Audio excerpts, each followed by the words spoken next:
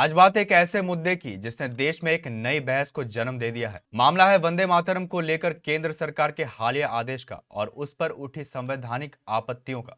दरअसल 28 जनवरी 2026 को केंद्रीय गृह मंत्रालय ने एक आधिकारिक प्रोटोकॉल जारी किया।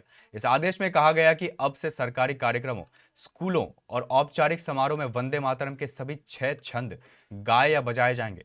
साथ ही अगर किसी कार्यक्रम में वंदे मातरम और जनगण मन दोनों प्रस्तुत किए जाएं तो पहले वंदे मातरम और उसके बाद राष्ट्रीय गान जनगण मन होगा। मैडम, भारत एक चमन है जहां पर हर फूल को खिलना चाहिए और अगर कोई इस फूल के अगर पूरे फूल खिलेंगे तो उसकी खुशबू से ये वतन मौतर होगा। मगर अगर इस चमन का माली ये कहेगा कि एक ही फूल खिलेगा तो मैं जिम्मेदारी के साथ कह रहा हूं, अगर एक ही फूल खिलेगा तो वो सहरा बन जाएगा और माली माली नहीं रहेगा, वो जल्लाद कहलाएगा। सरकार का कहना है कि यह कदम राष्ट्रीय गीत की ऐतिहासिक और सांस्कृतिक गरिमा को और मजबूती देने के लिए उठाया गया है।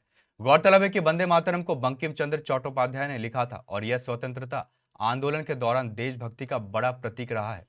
अब तक आमतौर पर इसके सिर्फ 2 छंद ही गाए जाते थे, लेकिन इस आदेश पर all India Muslim personal law board ने कड़ी आपत्ति जताई है। बोर्ड ने इसे असंवैधानिक बताते हुए कहा कि यह धार्मिक स्वतंत्रता के अधिकार के खिलाफ है। उनका तर्क है कि वंदे मातरम के कुछ छंदों में देवी देवताओं का उल्लेख है जो इस्लामी मान्यताओं के अनुरूप नहीं है।